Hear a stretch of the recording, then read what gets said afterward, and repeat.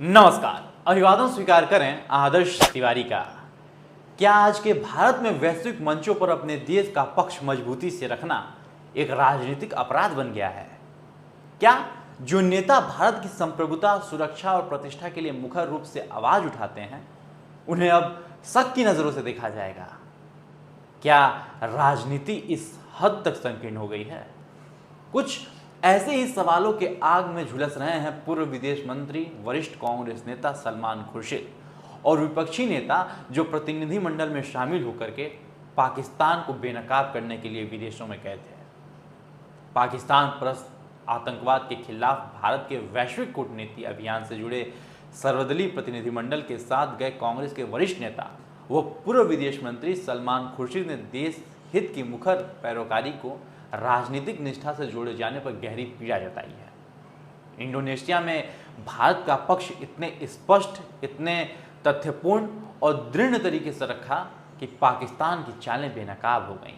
उन्होंने अनुच्छेद 370 के हटाए जाने को न केवल उचित ठहराया, बल्कि ये भी बताया कि इससे कश्मीर में लोकतंत्र मजबूत हुआ है, आतंकवाद कमजोर पड़ा है और आम जनता में उम्मीद जागी है। लेकिन विडंबना तो देखिए, जिस आवाज ने भारत की छवि को दुनिया के सामने मजबूती से रखा, उसी पर देश भर में सवाल उठने लगे हैं। उन पर भाजपा के नई नीति पैरोकार होने का आरोप तक लगाया जा रहा है। इंटरनेट मीडिया पर इसे भाजपा से उनकी नजदीकियों का संकेत बताने से भी गुरेज नहीं किया गया। वहीं देश में इन नेताओं को लेकर सवालों के तीर दागे जा रहे हैं। सोशल मीडिया पर लगातार तंज कसे जा रहे हैं। यहां तक कि उनकी अपनी पार्टी के कुछ लोगों ने भी उन पर सवाल उठा रहे हैं। तो क्या अब देश के लिए बोलना पार्टी विरोध हो गया है? खुर्शीद ने ट्विटर एक्स पर लिखा कि अपना दर्द साझा किया और सवाल उठाया, क्या देशभक्त होना इतना मुश्किल है? उन्होंने कहा कि वे एक भारतीय के तौर पर भारत का पक्ष रख रहे थे, न कि किसी पार्टी के प्रवक्ता के तौर पर। क्या अब इतनी भी जगह नहीं बची कि कोई नेता अंतर्राष्ट्रीय मंचों पर भारत की छवि को रक्षा कर सके? कांग्रेस के ही शशि थरूर और मनीष तिवारी भी अंतर्राष्ट्रीय मंचों पर भारत की मजबूती से पैरोकारी करने के कारण आलोचना के शिकार हो रहे हैं।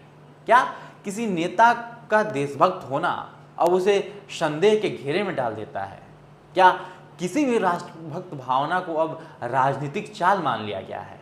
क्या राजनीति इतनी स्वार्थी हो चुकी है? यह सवाल हम सबको खुद से पूछना होगा। भारत कोई एक पार्टी नहीं है। भारत एक विचार है, एक संस्कृति है, एक सभ्यता है।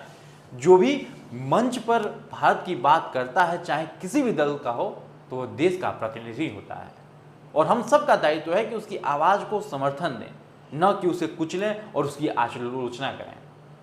सलमान खुर्शीद, शशि थरूर जैसे वरिष्ठ और अनुभवी नेता ने जो बात विदेशों में कही है, वो सिर्फ एक वक्तव्य नहीं था, बल्कि उसमें पूरी भारत की छवि थी, जो आतंकवाद के खिलाफ अडिग है और लोकतंत्र में अटूट विश्वास रखता है।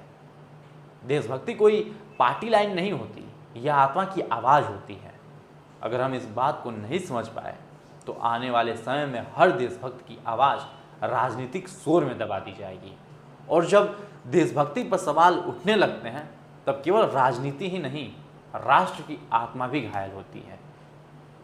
इसलिए हमें इतना तो ध्यान देना ही होगा कि राजनीति के आंधी में देशभक्ति धुंधली न हो जाए। आज समय की मांग है कि राजनीति से ऊपर उठकर देश को देखें, वरना वो दिन दूर नहीं है जब देशभक्ति भी पार्टी वहीप से तय होगी। इसी के साथ हमें दीजिए इजाज़त। यदि इस वीडियो को आप यूट्यूब पे देख रहे हैं तो चैनल को भी सब्सक्राइब करें और फेसबुक पे देख रहे हैं तो पेज को तुरंत फॉलो करें। धन्यवाद।